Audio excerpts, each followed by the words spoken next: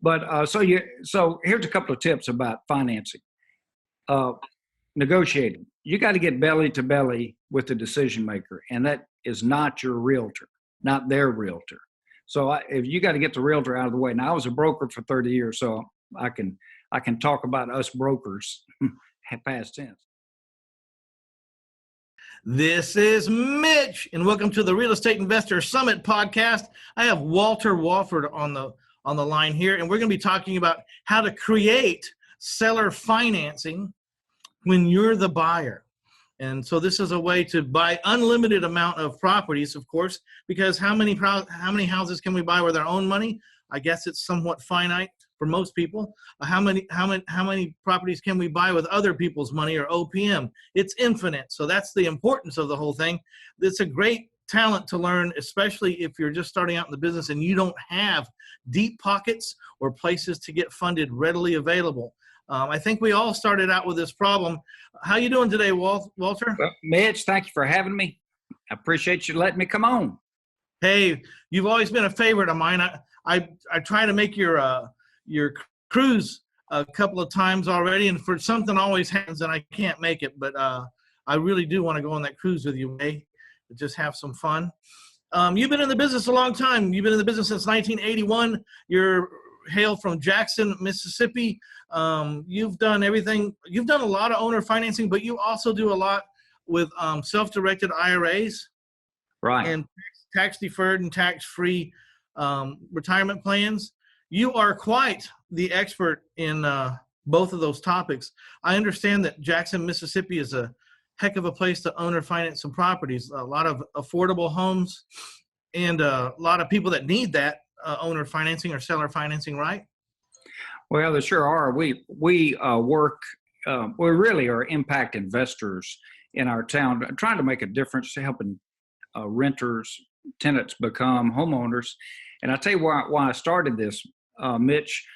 Years ago, I determined that for me to rent a house in a neighborhood isn't helping the tenant, and it isn't helping the neighborhood. So I moved over to the mortgage side of the business.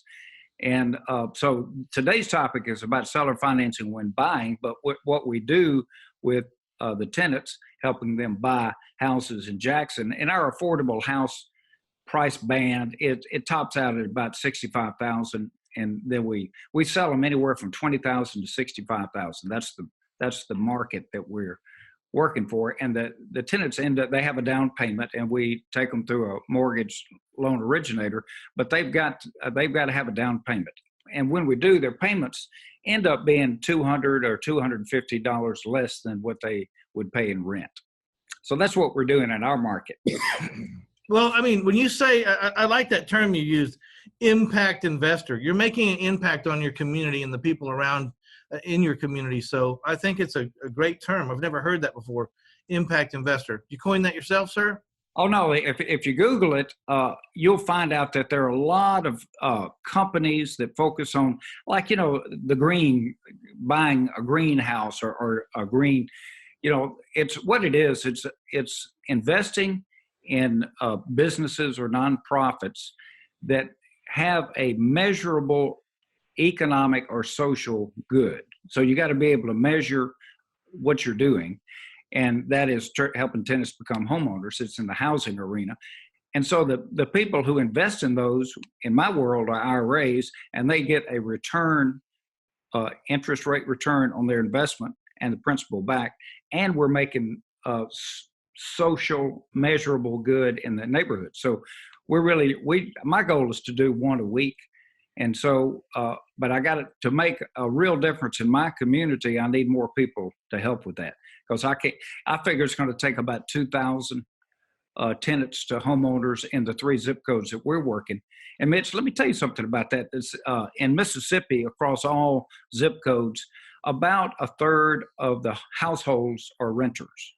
And you can find that out in your area too, if you don't know it. But the 3 zip codes that we work in, we have a much higher percentage of households that rent. Matter of fact, 2 of the zip codes we work have double the statewide average. So we have 2/3 are rental households. So what I'm trying to do is get that number back down closer closer to the state average of a third.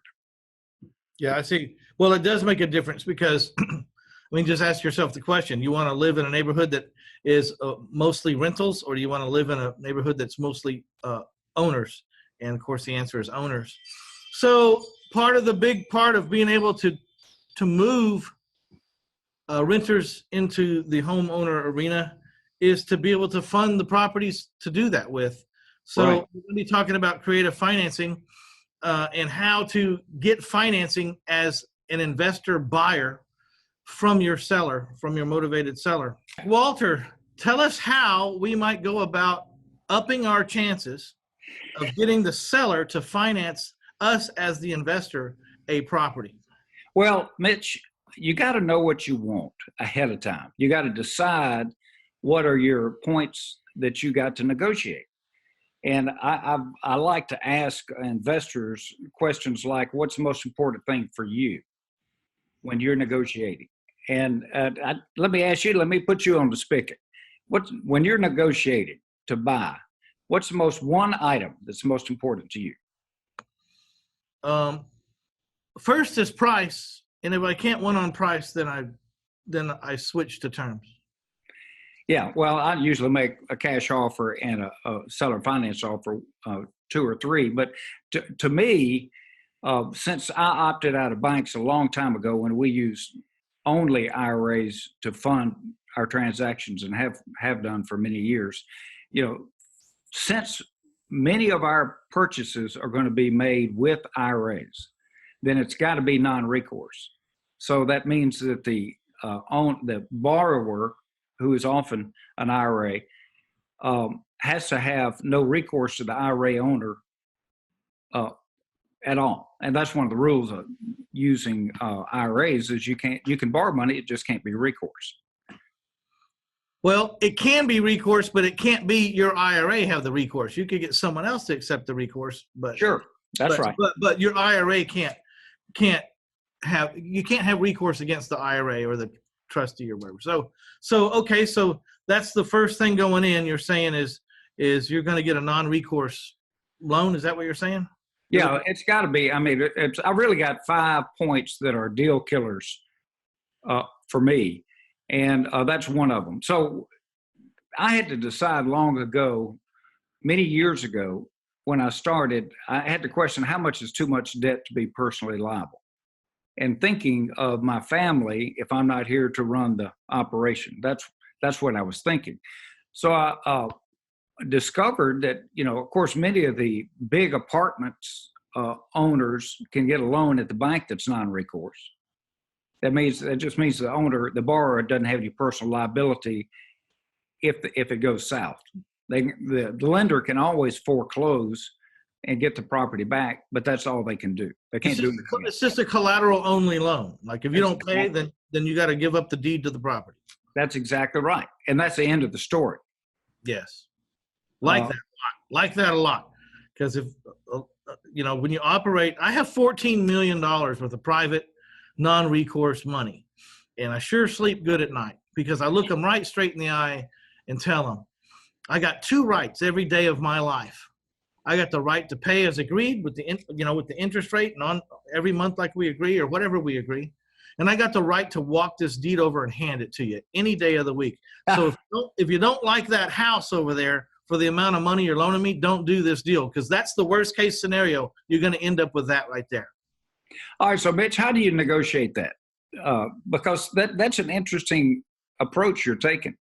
I do that because I was scared to death of failing people in my good name. And I thought, well, what do I have to do to make sure that I can always perform? Well, if I can always because I was afraid of something completely out of my control that would ruin my name and take everything I worked for. Like what if North Korea set a dirty bomb off down in downtown San Antonio and contaminated all the houses within 4 miles, or 5 miles? I mean, right. That's not my fault. I can't control that. And people want to guarantee. I'm supposed to guarantee the world. I'm supposed to guarantee that a terrorist attack can't happen. What you guys are asking a little too much of me. You know what I mean? So I thought, What could I guarantee? I can guarantee that I'll pay you, or I'll hand you the deed. You won't have to chase me around. You won't have to take me to court. If I can't pay you, I'll walk the deed over to you and hand it to you. You know, that's good, Mitch. My approach, or my script that I say to the seller is, I'm much more likely to be incapacitated than die today, right? Yeah. It's have an accident in the car, or illness comes in that makes me so I cannot function. And I don't want to put my family at risk or all my other assets at risk if I can't perform. Of course, I'll give the property back, just like what you said. But I don't want to roll the dice for all of my assets every time I borrow some money. Absolutely. Absolutely. And so people will ask me, so you're not going to guarantee the note? And it happens now and then. Or they'll take the assumptive, you're going to guarantee the note, right? You're going to sign, right? I said, no. I said, I'm happy to sign. I said, but when I sign, I'm signing for 3.5%, or you know what I mean? 4% from the Right. bank. You want to give me that kind of loan, I'll sign. Even then I'll have to think about it. But, at some point, signing on an interest rate that's ridiculous is ridiculous not to do. But some people have those rules. They're not going to sign their name on anything. Are you one of those guys? You're not going to sign your name? Yeah, I'm one of those guys. Yeah. The reason I don't want to go to the bank is not just that. I know it's cheaper money a lot of the time, but we use title holding trust to own both mortgages. We use a trust when we create them, and houses. So the banks are not too friendly to loaning money to trust, because the trustee is not personally liable and the beneficiary is not personally liable. So they can't get their hands around somebody's neck. But so for me, that's my number 2 point, is that I get to choose how I'm going to take title, and we always choose a trust, always. And so those are my top my 2 points right there, and we hadn't even talked about price or terms yet. So your number 1 was non-recourse. Number 2 is you get to choose how you take title. Exactly. And I'm always going to use a trust. And in my contract, my buy contract, I tell them often we use IRAs to buy these houses, and the rules of the IRAs don't allow for recourse. And so I had a seller who I had to get past that point. So he said, you got to go talk to my attorney about this non-recourse piece. And I said, so I called him up and I said, look, the IRS rules say that an IRA cannot borrow money personally or guarantee it. Yeah. And so what he said, oh, okay, well then let's do it. So I'm using the possibility of me, the borrower, as an IRA to validate the reason why I'm not going to sign personally. You use another reason. Well, and that's I'll put that one in my repertoire too. My IRA is not allowed to sign a personal guarantee. That's a good one too. So what else? What are the other criteria? All right. So I guess number 3 would be that the payments have to be what the tenant / homeowner, if I sell it, what the house and the tenants can afford to pay. That's number 3. The payment amount's got to make sense relative to how much the house and the tenant can afford to pay.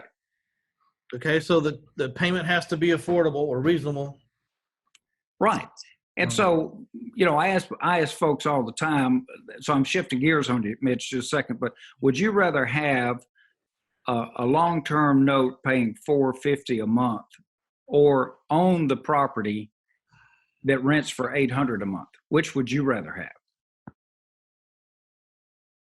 I'd rather have the $400 a month. Yeah, the $450 a month, and I'll make a case. So you don't have as much gray hair as I got, Mitch. But when you get older, we tend to want to move over to the side of notes rather than on the real estate. Now, if we're not in a real hot market in Mississippi, so I would rather have a note in my market. But somebody may make a different decision based on how hot their market is or where they are in that cycle. But for me, I'll make more money with a $450 note than owning a property that rents for $800. Yeah, because the reasons is it may rent for 800, but it comes with a whole lot of liability, and all of it's on your side of the landlord's side of the equation. So every time something breaks, or every time there's a move out, or every time there's a make ready for the next person, it's all coming out of that 800. And my personal experience is it's not equitable.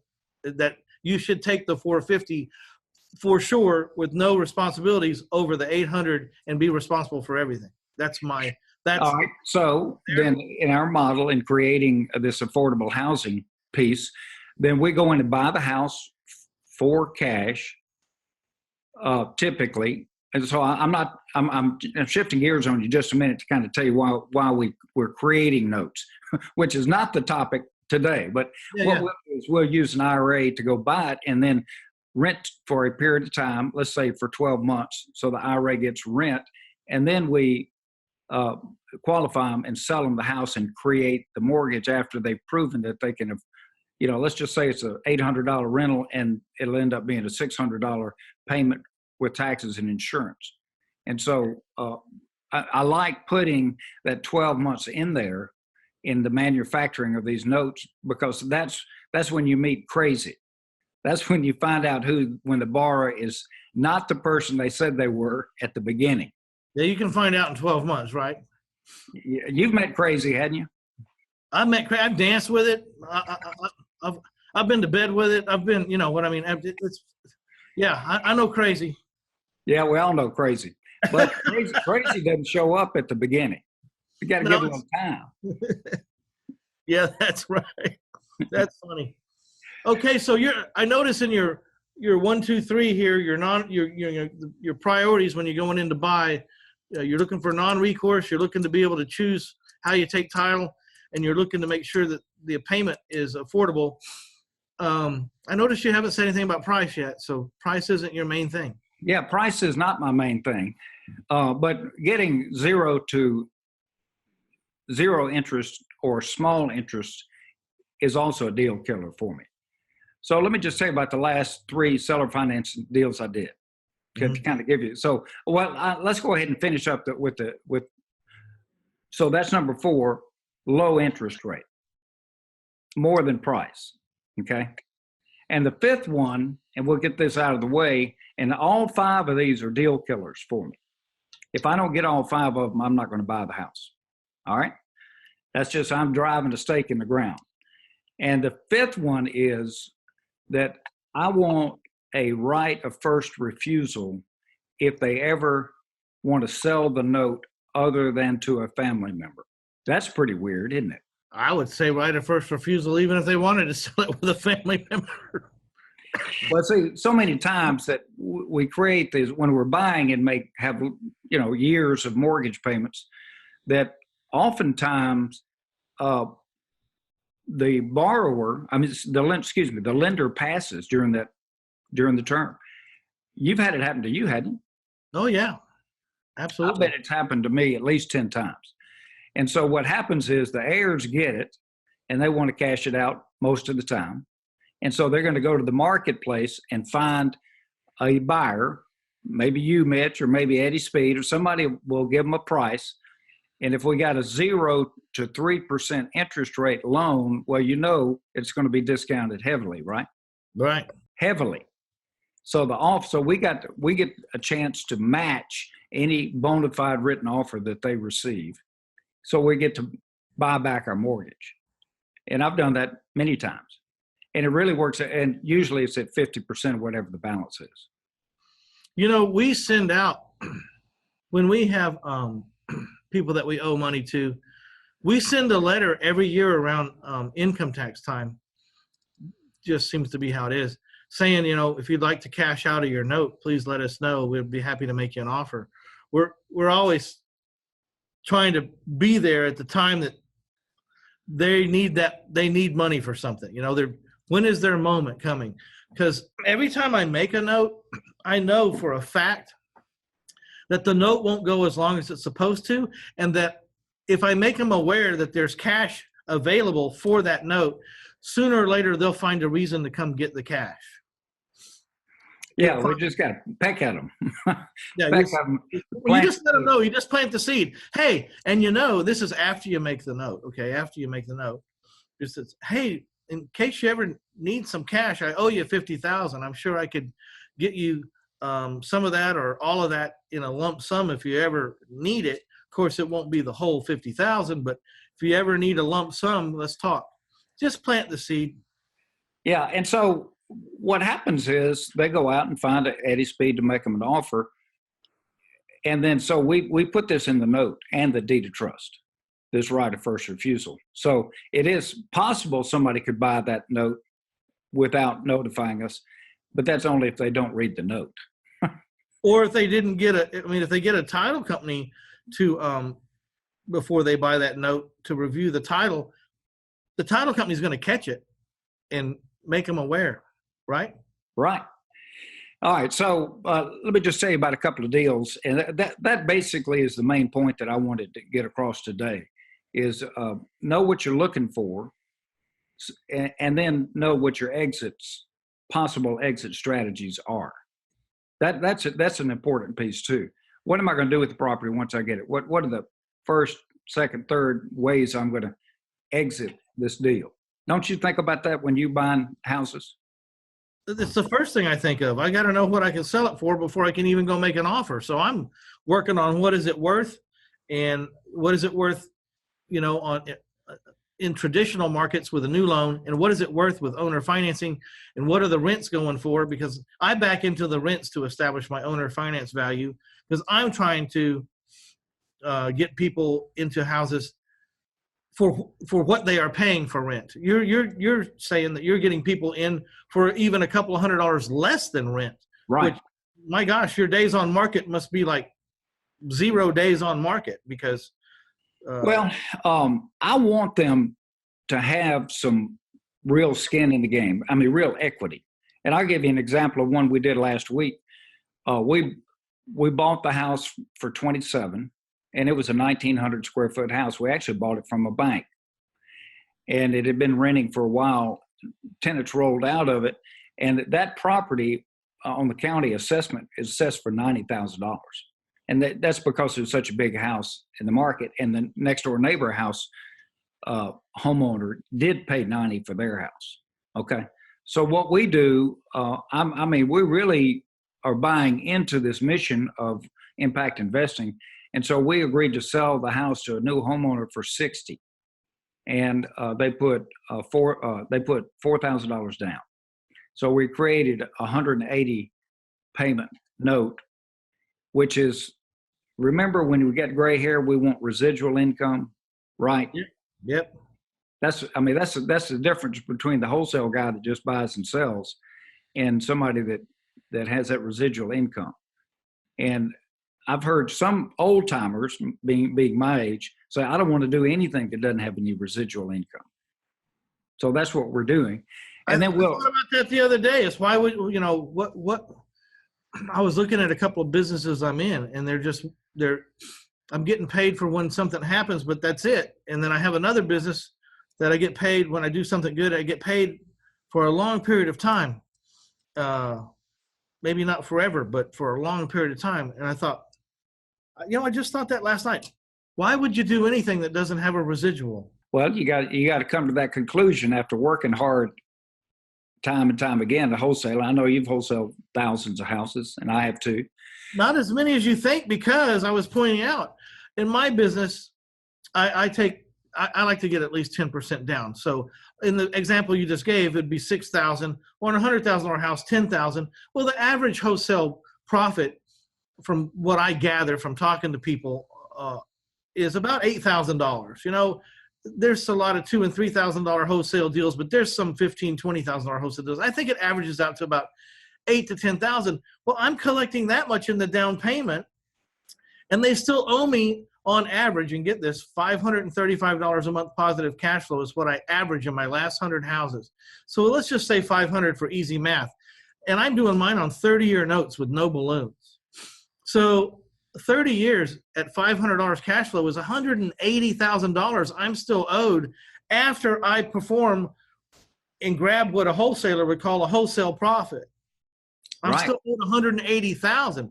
So there's a reason why when I say this is how you become a multi-millionaire, at least on paper, is because if every time you go do a deal, you're owed $150,000 to $250,000 in the future, it doesn't take long to become a millionaire, once, and it doesn't take long to become a multimillionaire. Well, and I like selling to homeowners better than I like selling to other investors with financing. Because, well, just like the house you're living in, you probably, and the house I'm living in, I didn't get a particularly good deal, even though I negotiated seller financing. I mean, I didn't buy it at wholesale prices. And so anyway, so that's what my thinking is. Yeah, the house that you pick to live in is not a financial decision. It's an emotional decision. Yeah. And Yeah. so when you're selling to someone, it's the same thing when you're selling a house for someone to live in.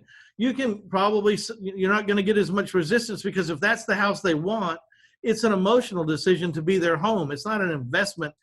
Even though it is an investment, in their mind, they're not looking at it as a strict investment deal. They're looking at it from an emotional side. Well, I tell you what, Mitch, we bought a new house to live in last year. And let me tell you why we did it. So we live in the neighborhood where my grandkids live, and my two sons and daughter lives here, and my mother lives here. Dad passed away about 5 years ago. So we're all living in this neighborhood. So it wasn't that we're trying to improve our neighborhood.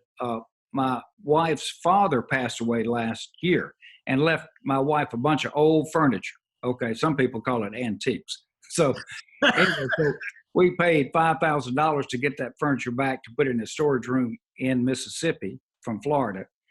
And then after we get it there, my wife says, well, our house isn't big enough for this furniture. You got the picture? Yeah, so you had to buy a house to put the furniture in. So we had to go. I should have run that truck off the road or something. It would have been a lot cheaper than going to, because if you're going to buy a bigger house, then it's more money, right? Yes, sir.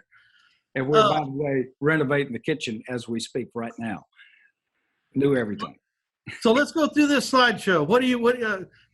How do you talk to your seller to have the best chance to get them to finance your purchase? Well, Mitch, we really have been hitting on the points. I don't think we need to go through the slideshow, really. I mean, I'll be happy to do it. I got 40 slides.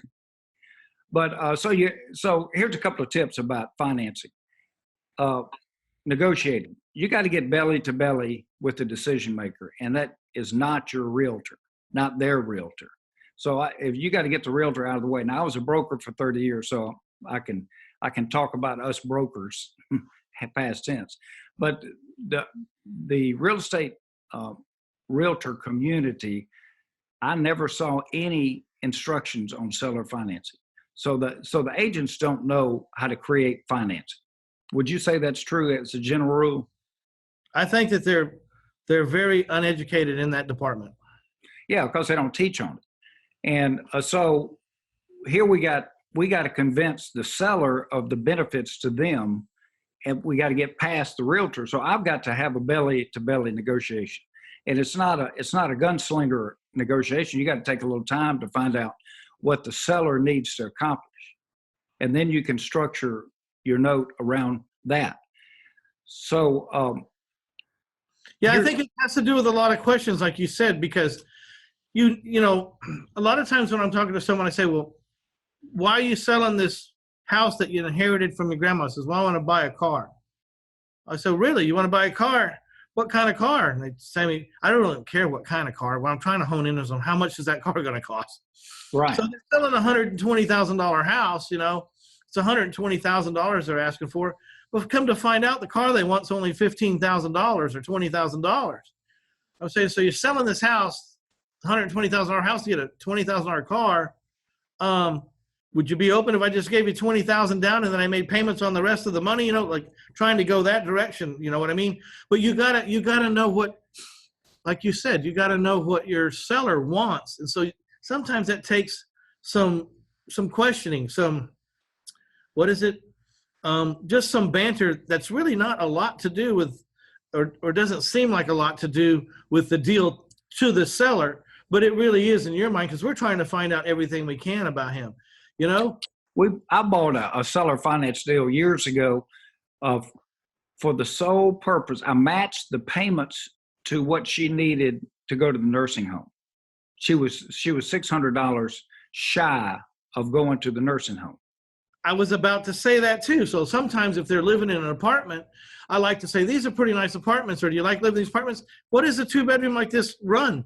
To find out what their overhead is, because I'm going to try to make them an offer or something that will appeal to them, like, hey, what if I could give you the 20 grand for that car you want, and then I could send you enough to pay for your apartment for the next 15 years every month, or half of your apartment for, you know what, I'm just trying to figure out some way to tie it in with a real life scenario where they would benefit from the money for a long time instead of just getting it and looking up 4 months later and don't have anything. Because that's what most of them are going to do. If you drop 100 grand on an average person downtown while you're buying a house, they won't have a penny of it in 6 months.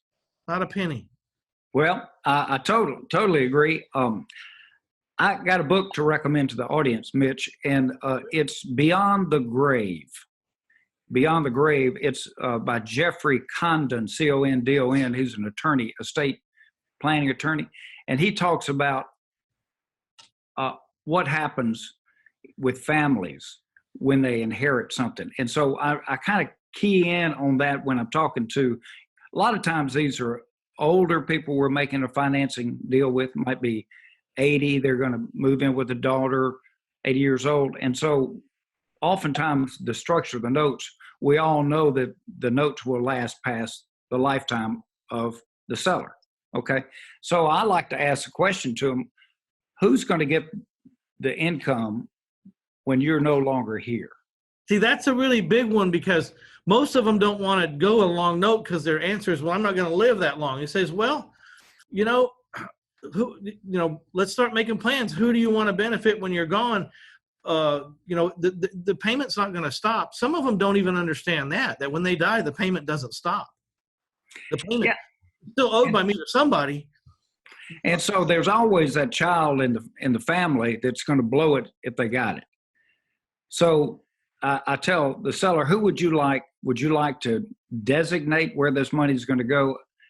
Do you have a grandchild that might need some private school, or that kind of thing? We can write that right into the deal, or that it can't be liquidated.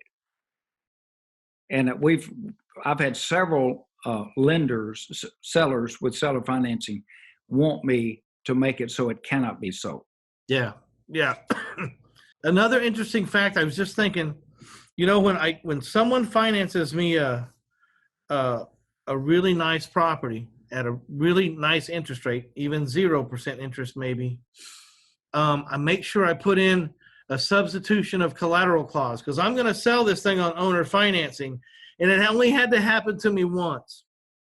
I had a 0% interest rate for 20 years on a house, and I sold it to someone, and I don't remember exactly what happened. They won the lottery or they got an inheritance or something, and they came to pay me off, and I had to pay off a 0% interest loan. That killed you. That killed me. I said, how in the hell do you stop this from happening? I had the most beautiful note, 0% interest for 20 years. And then the guy I sold the house to on payments come and paid me off, and I had no choice. And so I learned that substitution clause that I put in there, a substitution of collateral clause, which basically gives me the right at my discretion to substitute the collateral anytime I want to, as long as the collateral I'm going to substitute is equal to or greater than in value than the house that I'm moving the loan from, and that the income potential of the house that I'm going to substitute this loan onto is equal to or greater than the income potential of the property that I'm moving the loan off of. And I have since done that every single time, and 3 times in my life I've used that substitution of collateral clause to save a 1 or a 2% or a 0% loan that was going to go on forever. So if you ever strike a great deal on a owner financed, your seller finances you something, make sure that you put in your contract a substitution of collateral clause and see if you can make it fly. Well, Mitch, I do that, but I don't do it at the initial negotiating. That's more of a finesse thing that you can get later. I didn't want that to be a deal killer to get the other thing that I wanted. Good. But So tell me how you do it. I've got the world record. And let's see if you've had any. I've moved one mortgage 8 times in 15 years. No kidding. And every time we did exactly your 2 criteria is exactly right. And that was originated in 1985. You remember what the market was like in 1985? Yeah, the Resolution Trust Company had come in and was taking everybody's property. Well, the interest rates were sky high, FHA. They were, I think, 19% for a homeowner. So there weren't many buyers in the marketplace, right? And then, of course, in 86, the Tax Reform Act came in right after that time. Price of oil was $9 a barrel back then. I know because I was in the oil and gas. I was an employee of a company. $9.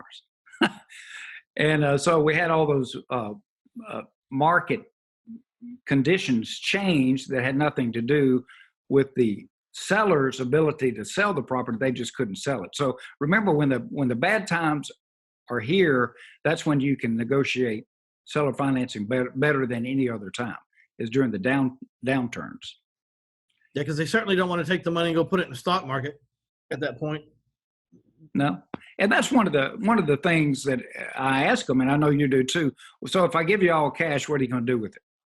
And they say, well, I'm going to go put it in the bank. And say, so what does your bank pay for that? So that's where we negotiate the 3%, is we really switch categories on them. We're not asking how much does a bank make a loan for. We ask them, how much does a bank pay you if you put your money in there? Right. And then followed up by, I'm willing to pay you that, or maybe even a little bit better than that. What do you think's fair? Because they've already said, well, they're paying me 1% or 1.5%. Say, okay, well, I'm willing to pay you that, or maybe even a little bit more. I'm willing to be fair or more than fair. What do you think's fair? Well, at that point, they're not going to say 10%. Because that really doesn't cross their mind. They say, well, how about 2.5%, or how about 3%? And then you got to act like you think about it for a little while, and don't laugh and don't flinch. Yeah. Well, don't fall out of your chair or anything, right? Don't fall out of your chair. I tell you what, this helps me in my negotiations. I'll sign either side of my contract. I will give 0% interest loans to people. I do. I did it last week. So I will sell with non-recourse. Okay. So everything that I'm asking for, it's easy for me to say, look, I give this too. It's fair. I'll take either side of it. And that's a real credibility thing. I find sometimes people say, well, what's your interest rate on your houses? I said, well, sometimes they're, as much as 10%. And they go, man, you're ripping these people off. I said, are you kidding me? I built my whole career on 10% money. I've borrowed more 10% money than anybody out there, that I know. So no, 10% is not a deal. It's all relative. What's the benefit of paying rent? What will the rent be in 10 years from now, 15 years from now, 25 years from now? More. My 10% payment's still going to be the same, and it's equal to the rent right now. So I can give a long list of arguments of why someone's better off, and interest rate or price has really not as much to do with it as you think. Well, Mitch, when you're negotiating, I tell you what was helpful to me to read the book The Power of Influence. Did you ever read that book? I have not. Cialdini. He was a college professor that he had his students do all these tests to see what predictable behavior looks like in different scenarios. And he'd do things like he'd get the students to try to bust in line to get in the food line and try to work their way up. And how many times this is just one thing that they learned. But they found out when the student gave a reason, but I need to break in line because because, and then give whatever that reason is, your success chances are much higher.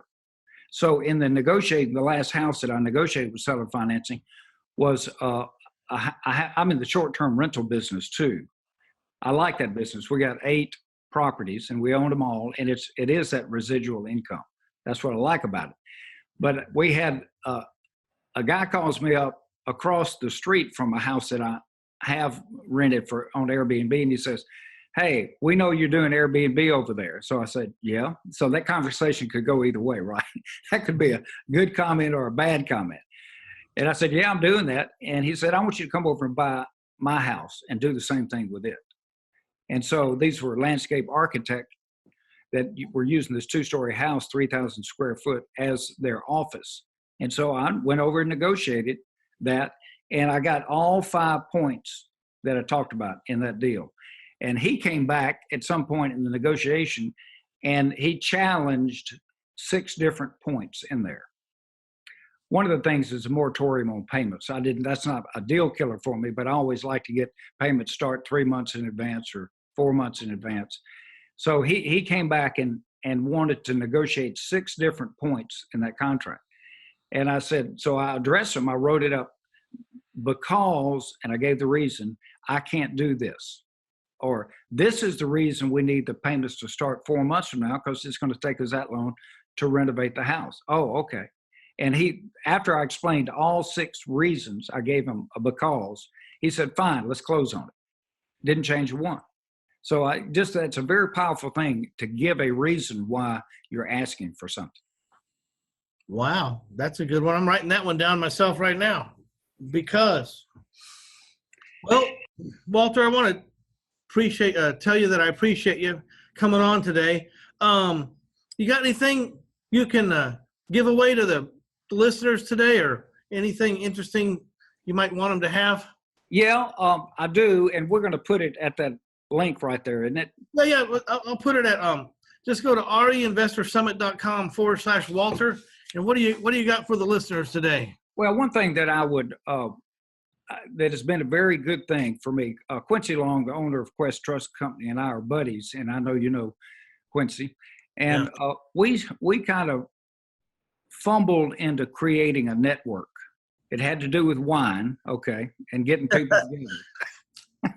Surprise. And so in 2010, we said, well, why don't we have an IRA fund cruise and see who wants to go to talk about IRA deal structure. And we did that in 2010 out of New Orleans. David Fenolio was on that trip, and Gordon Moss and some other people, you know. We had 44 people show up. And since then, we've built this network called the Financial Friends Network. And you can't find it anywhere because it exists in a Podio workspace offline. And so what happens is we got 1,866 members. I know that because I manually added each one of those. Added one this morning. And so it's a forum where you can communicate. What it does is if you got something you need to sell, you can post it. If you need some funding for a deal, you post it. Very active group. I sold 3 notes last week just by making one post. And so it's a funding place, and there's a place for rainmakers like yourself who need some funding. And so it's a private group. And if you would like to just go over to that link that's showing right there, and we'll have. Go over to reinvestorsummit.com/Walter and look up the Financial Friends Network link there, and what you're asking people to sign up there at that link. And then we'll add them. And then we got all sorts of videos that we've created on these cruises, these education cruises, and you'll get to see a lot of different learning. Well, I didn't know that's how that came about. I did this kind of the same thing. I like to vacation in Mexico once a year. And so I just started inviting people to go if they wanted to go. And I just say, this is where I'm going to be from, this year it's from February the 8th through the 12th in Playa del Carmen at a place called the Azul Fives, which is a 5-star hotel.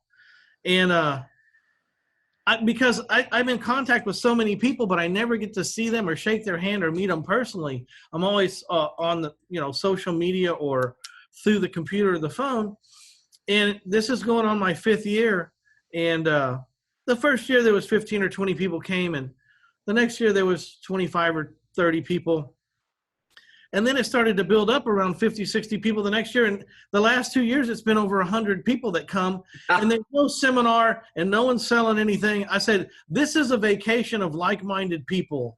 Now, granted, we're probably all going to be talking about real estate because we don't know anything else to talk about. but if you want to come, come. And it's really surprised me. And it's really, I think those forums are really educational because so many people come like to your cruise from all over the nation that you can speak freely to people because they're not in your market and you're not competing with them. So you can share some of the secret things you do, with people that are not competing with you in your market. So I think people find it to be really neat. And I'm going to make it onto that cruise one of these days. I promise you I am. We're going to Cuba. We're going to Cuba this year. One other point about the network, Mitch, not to interrupt you, but you can buy BUY, speed of implementation. So if you wanted to learn, let's just say you wanted to ramp up your buying formula and using technology to do that. If you posted on there, said, I need some help with new technology for buying houses, there would be a bunch of people that would respond, hey, I use this. Hey, I use this. This is working for me. And so it just buys you speed of implementation. Wow, very good. The speed of networking amongst a lot of people. All right, go to reinvestorsummit.com/Walter. Learn more about the Financial Friends Network and how you might be able to get on that cruise too anytime, or go to Cuba here. I think the next trip you said is Cuba. Walter, I want to thank you for taking the time to come on today. Well, I enjoyed it, Mitch, and I'd like to come back if you'd have me again. We can talk about IRAs more. We can talk about trust, title holding trust. We do that all the time. And the short-term rental business is really it's worth looking at, I think. Oh, yeah. So you're talking about the Airbnb. I think that's a fascinating business. I've thought about opening up that lane in my arena. One of the reasons, or how I have managed to get bigger, is I find people that are very interested in something, but they either don't have the confidence or don't have the money, and I partner with them in that lane. So I've been looking for someone to partner who really wants to know and learn Airbnb in my town, but feels like they need someone like me to stand next to them. And I'll find them, and I'll open up that leg one day too. Well, I'll tell you what, Mitch, so the 8 houses we have, they net with the debt on the property, they generate $1,000 per month per door per house monthly. So 8 doors generates 8,000 net. You can't do that with any other type of real estate. 8 doors? No, it's phenomenal. It's phenomenal. All right, my friend. Maybe we'll talk about that. Maybe we'll talk about that next time. I'd love it. Invite me again. This is Mitch Stephen. Thank you for taking the time to stop by and get you some Walter Wofford. Also want to thank you for all the folks that are coming out to vacation with me in Mexico. It's 1000houses.com/Mexico-2019. I'll put that in the show notes over there too if you're interested in stopping by and vacationing with yours truly and Eddie Speed. And I don't know, Walter, maybe even you'll stop by. I want to come. All right, please. And you guys let me know what you want to hear, what you want to talk about. My email address is mitch@1000houses.com, mitch@1000houses.com. And I guess we're out of here. Thank you very much. Bye.